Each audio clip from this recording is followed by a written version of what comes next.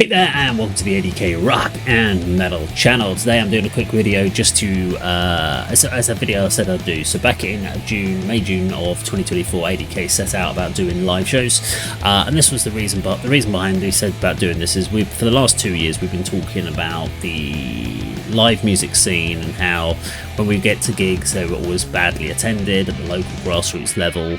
But obviously you see it, massive arena tours and stuff like that are packed out, but grassroots music is being under-supported. So we were hearing from bands how the promoter hadn't done enough, we were hearing from promoters that the bands were doing nothing, and we kind of decided to throw our hat in the ring with myself and Andy being musicians, and we thought, well, if we do it from the promoter booking side, that'll give us a good understanding of all the challenges that go with it.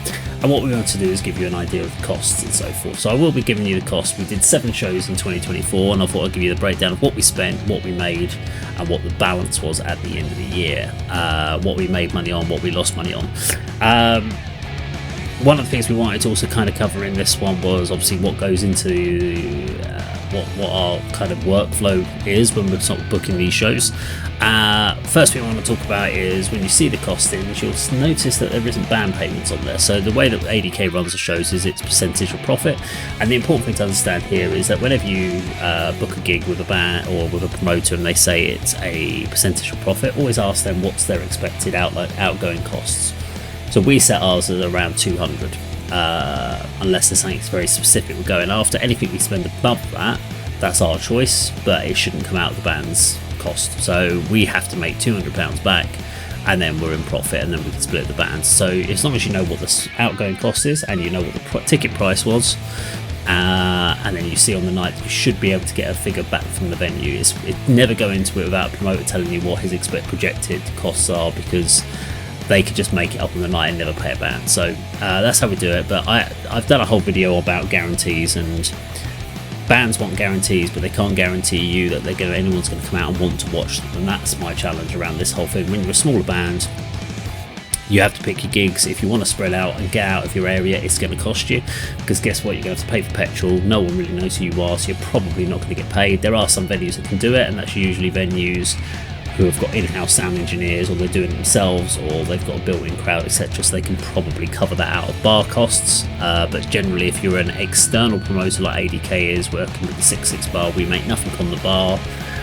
We only make money back on the tickets, so our entire way of making our money back is off that, so we can't guarantee those guarantees. So really important to work with promoters. Different ones will be able to do different things for you. But that is the main reason why you get some places will give you a guarantee of some money, some won't. Okay, so I'm going to give you the cost. So I'm going to throw them all up on the screen. So I'm going to give you a breakdown of what we spent for the 7 shows across the left. So venue costs we had for the first 3 shows we spent for 200, and that was because we had a £50 cost for covering someone on the front door each night. For the final 4, we've been covering that ourselves to save us that money. So it was £200 initial upfront cost for the first 3, 150 for the next 4. PR costs, they've decreased over time. So the first show we did was £84, which was mainly advertising, and this is where this would be like things like Facebook ads. So a lot of the posts you may have seen in things like Facebook groups and stuff like that, that's not included in this. That's time where we create the ads and stuff like that, and we post those. This is just purely whenever you see something that comes up and says sponsored by, or a sponsored ad. That's what those are. So we spent 84 the first time, £45, 30, 26, 14, and then we ramped it up again in December to try and push that.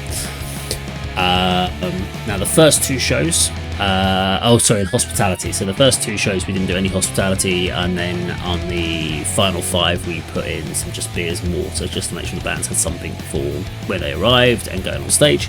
So we keep that quite minimal if we can, again from outline costs.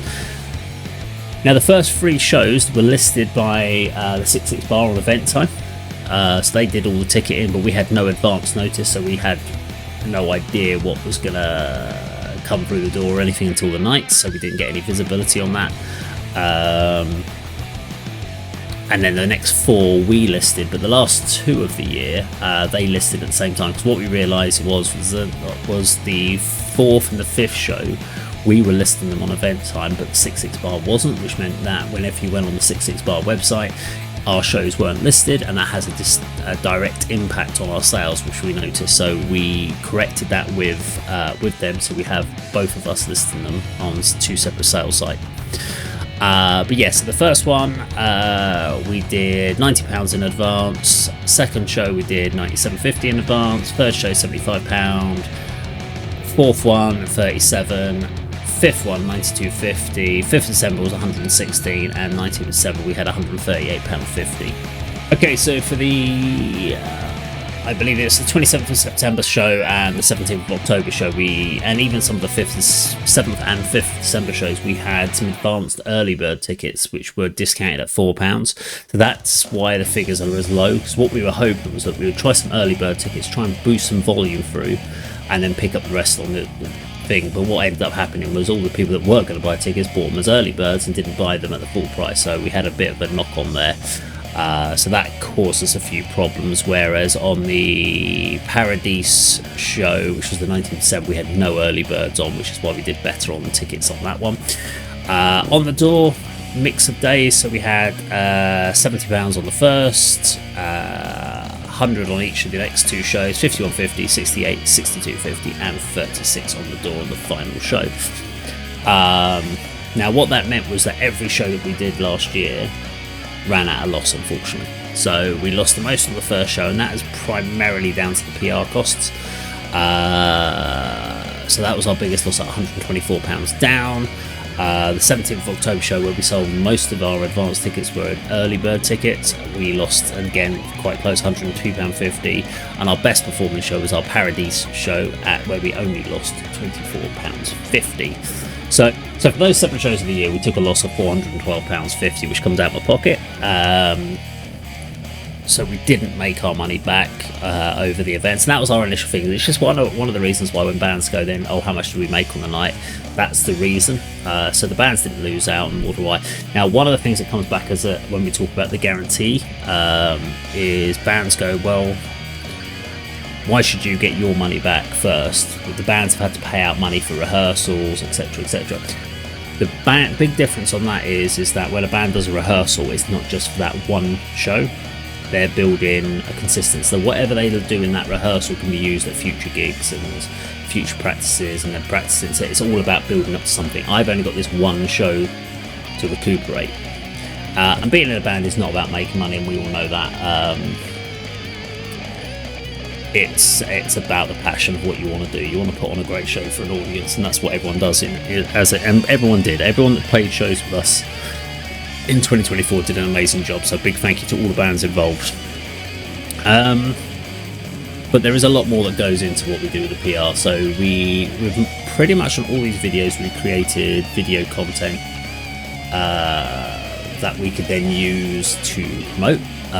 We joined multiple groups that we're in, posting in all those groups, and it's very difficult because not many people read the posts. You have to kind of hit it hard, keep going at it, you keep reminding people.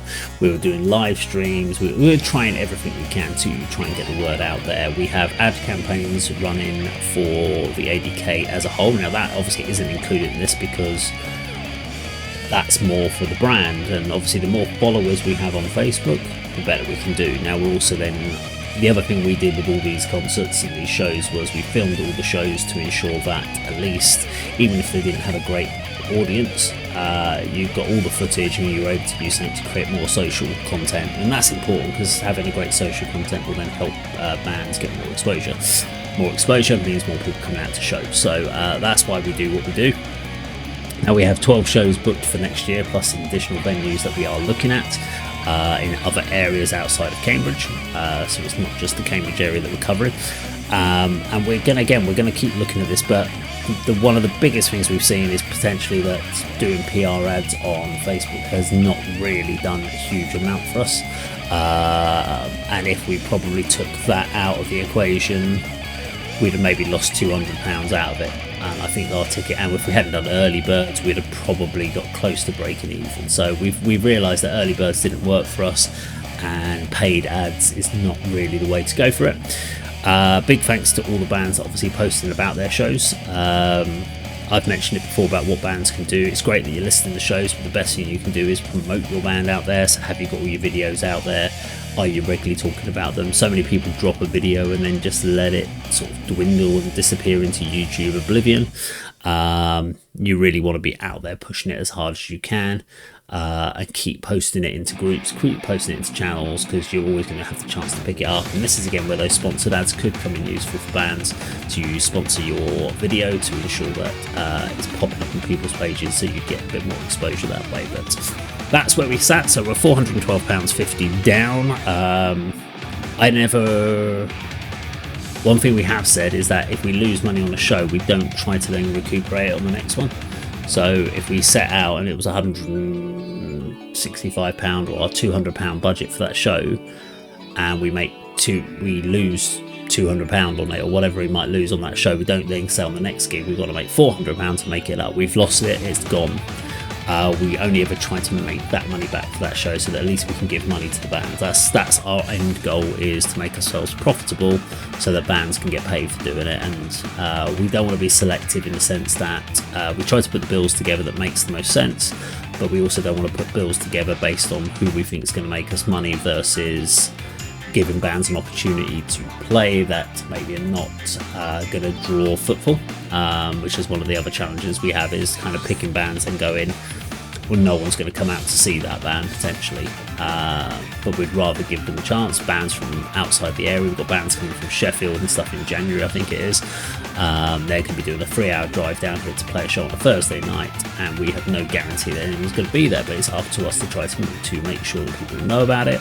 We sell those tickets, and we try to give them a crowd to play to, and if not, we give them great footage and we get them to have a good time with us on that night, whether there's 5 people there or whether there's 150 people there. We've got to have a great time anyway, and we'll keep doing this and keep trying to push the grassroots metal scene and keep live music going. And that's what our plan is for ADK for 2025. But keep supporting please do keep supporting our live events. Please try to, if you ever can, buy the advance tickets.